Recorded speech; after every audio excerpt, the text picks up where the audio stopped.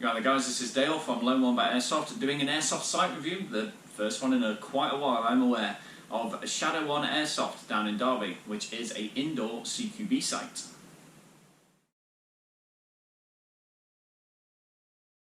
So the site is exceptionally easy to navigate to and find. It's not a huge distance away from either the A38 or A50 and by extension the M1, so it should be fairly easy to get to regardless of which direction you're coming from. The main entrance is easy to spot from the main road if you know what you're looking for. There is a small sign out front, it's about the size of an A4 bit of paper, but on a gate that large it's quite hard to spot from the road, so don't be surprised if you drive past the entrance at least once. But once you know what it looks like for future games, easy to remember where it is. The car park is located a little bit away from the safe zone. When you turn up through the site and you drive through the main gate, you want to follow the road down, go over a bridge and take a right at the first split. The way to the safe zone is signposted, the way down, though I'd be careful once the driveway goes onto crushed stone. There's some quite big potholes there, so you want to drop your speed dramatically unless you want to knacker your suspension up. So once you reach the actual parking, you'll notice it's on the right with a lot of other vehicles parked there. It is signposted, they don't allow you to park right in front of the main entrance of the site. This is a working farm and they need access for that. So just keep an eye out for the signs, they will direct you to where it is and where you need to go. The car park itself is only a short walk away from the safe zone, so it shouldn't be too much trouble actually carrying your gear over there.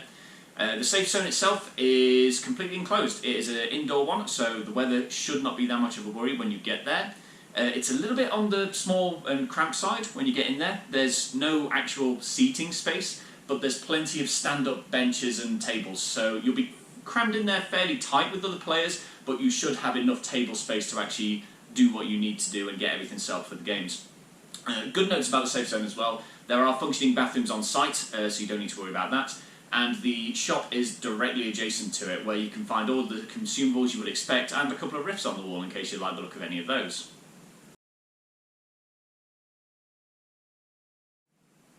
Prices for game days are split into full and half days, with rentals being £60 or £30, walk-ons being £35 or £20, and members only being £25 or £15, depending on if you go for that full day or the half day. Rental packages include a rifle and a full face mask, although it wasn't particularly clear if ammo was included with that price or not. Lunch is definitely not included with any of the prices, however. They only really sell small snacks and drinks that can be found in the fridge. So if you're wanting an actual meal, it's best to bring it with you. There are some selections off-site. There's a huge Asda not that far away with the KFC next to it, so there are some off-site options if lunch is what you're after, but there's nothing on-site, so please bear that in mind. One thing I did notice as well is that there's no immediately visible prices for anything in the shop. You have to ask someone to know how much it is. Speaking as a player, I think I'd definitely prefer if there was like a laminated sheet of paper or something with the prices on, so you know how much something is before you pick it up and say that you'd like to buy it. That's just a more player-friendly thing, I think.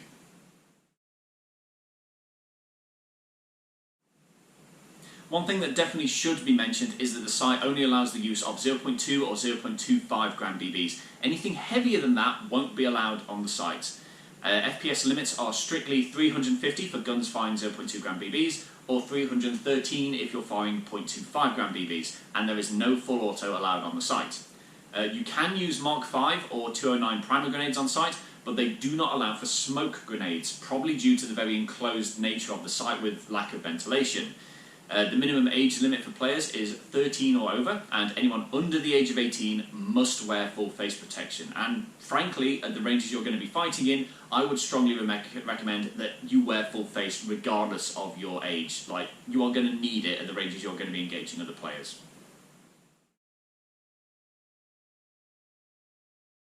So the staff on site were great. There's a lot of enthusiasm on site to get players pumped up and ready for the next games. Game turnaround times were exceptionally quick as well. You just dive into the safe zone, grab what you need and get ready for the next one. So it felt like a really efficient use of the day. We're always getting ready for the next game.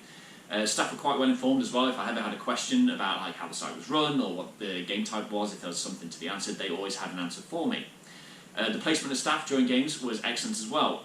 Because it's a very built-up site, it would usually be very hard for a marshal to see what's going on at any given time. And the way they've gotten around this is by perching them up high on like ladders, rooftops, that sort of thing. So that allows the marshals to have like a very wide area of viewpoint from the site, and it also keeps them out of the line of fire, which is great as well. Guns were chronoed just before the first game, just outside the safe zone.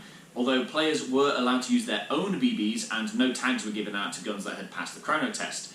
I would suggest that if you want to make sure that your players are under chrono limits, making them present empty mags to be topped up with your own 0.2 gram BBs eliminates the chance of hot guns, and giving out coloured tags like little zip ties is a great way of showing which guns have passed the chrono test.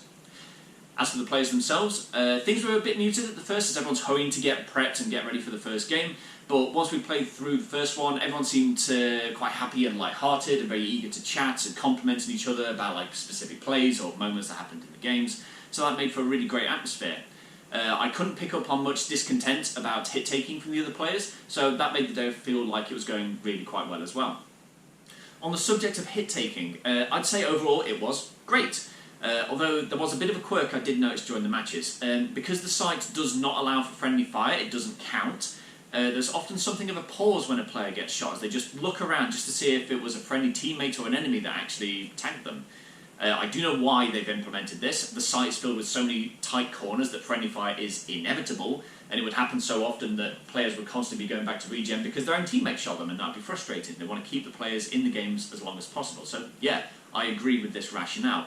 However, just keep an eye out, because when you shoot someone, they may just look around for half a second just to see who shot them. And so I wouldn't count that as non-hit taking, that's someone just checking. Another thing that's fairly similar to this is I'd find, because kill trading happens so often, you're so close to your target and they're so close to you, players would often hesitate during a trade just to see if their opponent had been hit as well or not. As if one player was hit first, that would mean the other one can carry on. Again, I would not call this outright non-hit taking. The players are just figuring out who got hit first, or even if they got hit at all. So whilst I'm adamant that hit taking was great during the day, just keep in mind these little quirks, just so that you don't jump the gun on accusing someone of not taking their hits or not.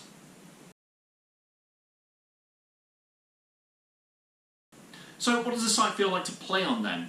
Obviously, the place is tiny. There's no real way of sugarcoating that. You can do a complete wrap around the site within a minute or two. So you're going to get to grips and a good sense of where everything is and the main routes and flanks very quickly. How they've managed to compensate for this, however, is by making the place so dense with terrain.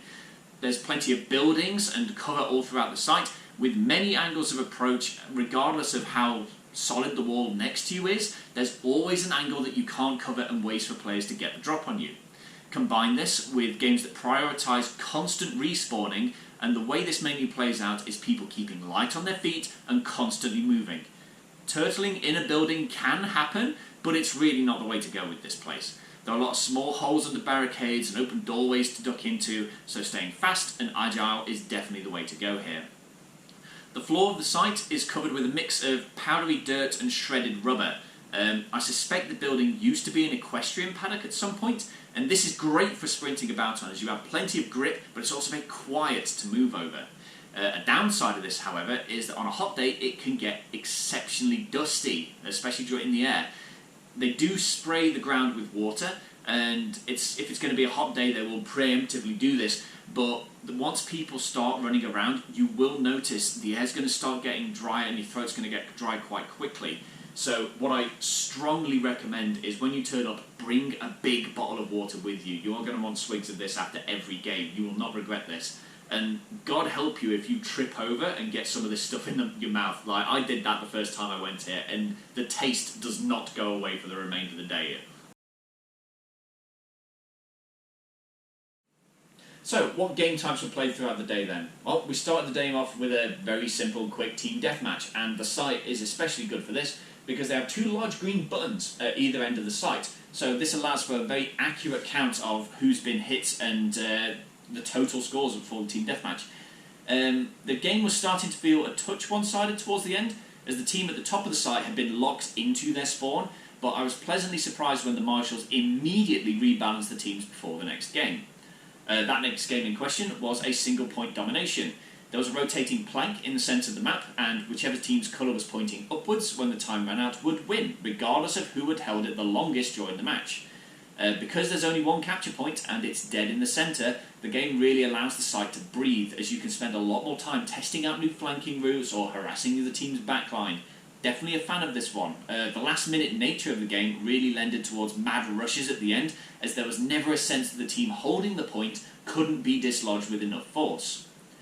We then did 2 rounds of a bomb defusal game, or more accurately, we played 1 round of it. As for the first one, it turned out that the regular players knew exactly where the other regulars would recommend hiding the bomb, so this game lasted a grand total of 10 seconds. It is the shortest airsoft game I've ever played. Go.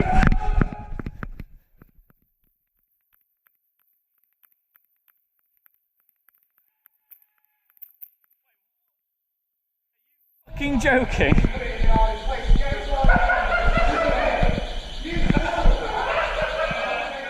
Now, thankfully, the second round of it managed to play out a lot more to its fullest extent, and this one was quite enjoyable when we got into it. Now, the other team wasn't allowed to place the bomb too close to their spawn location, and they had a 5-second count before getting back into the game when respawning. The prop for the bomb worked well and definitely adds to the game mode, so very much a fan of this one as well. Just don't listen too carefully when the regulars are telling you where to hide it. The final game type was a high-value target. One player, which was me in this instance, was the HVT and had 4 bodyguards drawn from both teams. If any of us were hit, we would have a 10-second count before calling back into the game, whereas the normal 2 teams were on straight regen.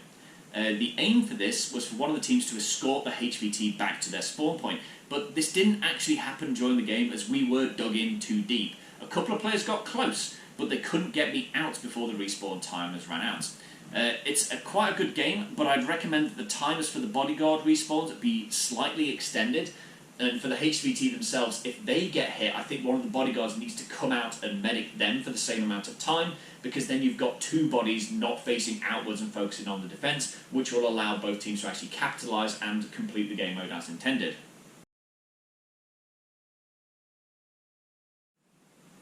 To summarise then, should you pay Shadow One Airsoft a visit? Yeah, definitely. I've been a few times now, and if ever I'm looking for some instant, intense CQB action, this place is top of my list. That said, however, I don't think it's big enough to justify going every single week. For me personally, I love the flexibility of the half game day as opposed to the full one. I'll still be going back semi-regularly though, as I really enjoy my time at the site, and the convenience of the half days means that it's really easy to fit a game day into my schedule. I've really enjoyed going to this site, and I know for a fact you will too, so Shadow One comes highly recommended from me. Now, I hope you've enjoyed my video review of Shadow One Airsoft. If you've got any questions for me, or you'd like to share your own experiences of the site, comment section is right down there, and I'll get back to you as soon as I can. And until next time, this has been Dale of Lone Wombat Airsoft.